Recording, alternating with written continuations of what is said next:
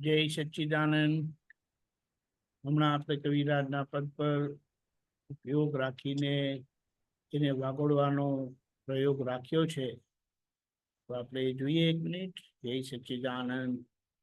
નામ રૂપી પર પોટો દાદાજીને વશવર તો પ્રિય કે અપ્રિયની મનડાની ટાળો શરતો ચંચળ અવસ્થામાં આત્માનો અંશ નથી. ચંચળતા જોઈ જાણે અચંચળની જ શક્તિ. અનામી અરૂપી જોતો પરપોટાના ઉદય કર્મો અજ્ઞાવસ્તે બંધાયેલો પ્રજ્ઞા સ્થિતે ઉકલતો. આપણને એમ લાગે કેમ ગાવાથી શું થાય. દાદાએ શું કીધું?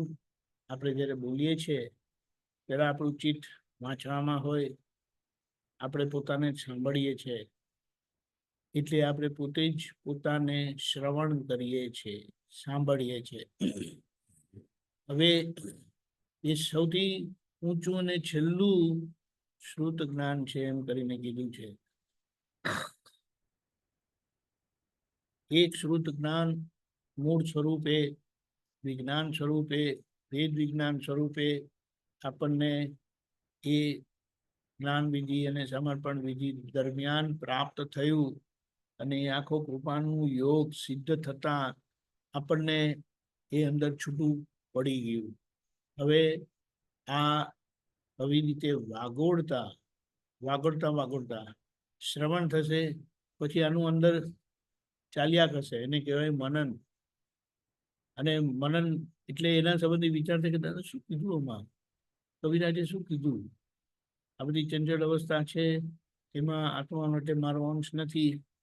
આ બધી ચંચળતા છે મન વચન કાયાની, બુદ્ધિ ચિત્ત અહંકારની, એને હું મારી શુદ્ધાત્મા શક્તિથી જે અચળ છે, અચંચળ છે, એને હું આ સચળતાને જોયા કરું છું. એટલે એને સમજ્યા કરું છું કે આ હું નથી, આ મારું નથી, મારી જોડે કંઈ લેવા દેવા નથી. તેલ ને પાણીના જેમ જ જુદું જુદું ને જુદું જ હતું, જુદું જ છે ને જુદું જ રહેશે ને જુદું જ રહેવાનું છે. અને આપણી જવાબદારી શું થાય છે હવે હમણાં કે આ નામધારીનો વ્યવહાર, લાગેલો વ્યવહાર, ફાઇલ નંબર 1 નો વ્યવહાર આજે નોર્મલ નથી. શુદ્ધ થયો જ્ઞાન મળવાથી, છૂટો થયો એટલે સ્પષ્ટપણે જુદો થયો માટે, પણ હજી આદર્શતા આવી નથી.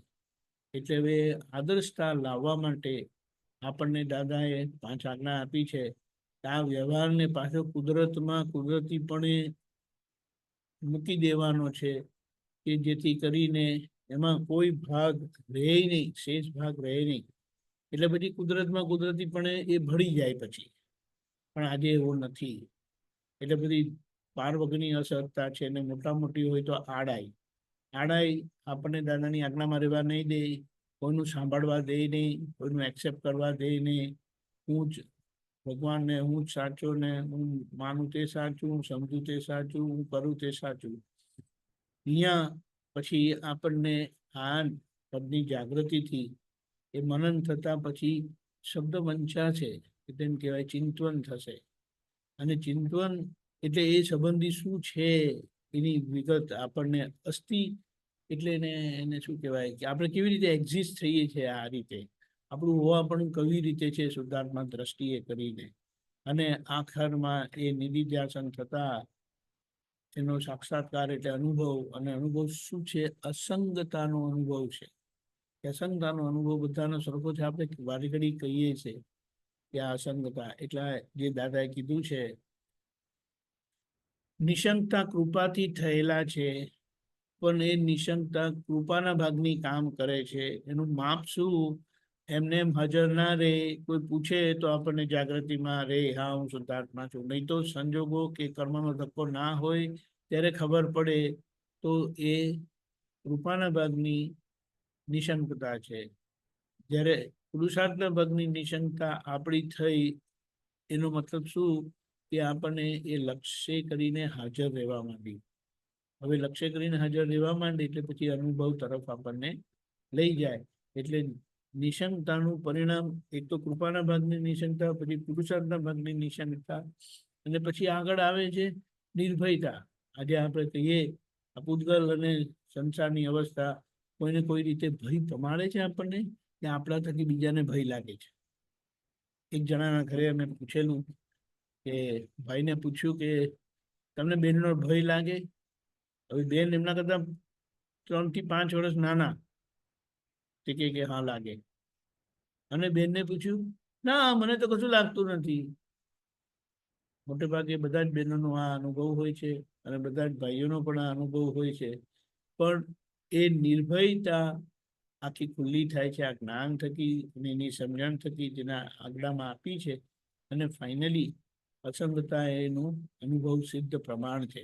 એટલે અનામી, હું સિદ્ધાર્થમાં અનામી, અરૂપી, આ પરપોટો એટલે ગમે ત્યારે ફૂટવાનો છે.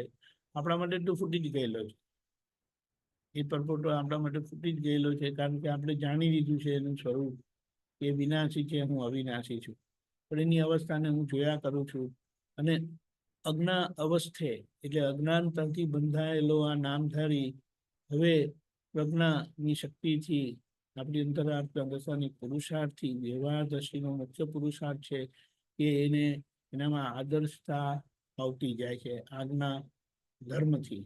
અને આજ્ઞા ધર્મનું પરિણામ મહાવિદ્ય ક્ષેત્ર જે છે મંદર સ્વામી પ્રભુ છે. આ પુરુષાર્થમાં આપણે આખો દિવસ રહીશું. બાકીનો આખા દિવસનો પ્રોગ્રામ